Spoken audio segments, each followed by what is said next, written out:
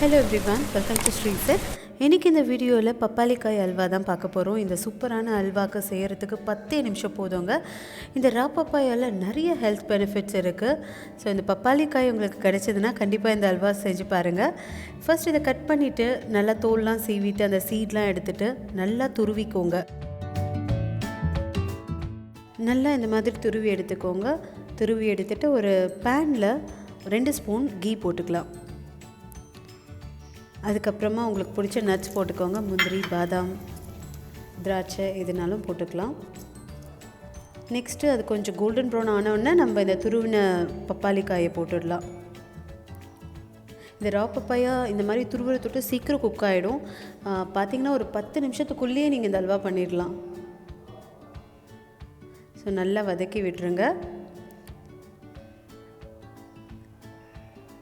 இது கூட நான் ஒரு 2 பிஞ்ச் சால்ட் ஆட் பண்ணுறேன். நெக்ஸ்ட் ஒரு அரை கப் இதில் நாட்டு சக்கரை ஆட் பண்ணுறேன். ஸ்வீட்டை உங்களுக்கு ஏற்ற மாதிரி ஆட் பண்ணிக்கோங்க. உங்களுக்கு பிடிக்குன்னா இன்னும் ஒரு 2 ஸ்பூன் கூட ஆட் பண்ணிக்கலாம். ஸோ நல்லா மிக்ஸ் பண்ணிவிடுங்க. இந்த ரா பப்பாயை பார்த்திங்கன்னா இதில் தண்ணிலாம் எதுவும் விடாது. இந்த சுகர் ஆட் பண்ணோன்னே கொஞ்சம் அது எழுகி வரும்.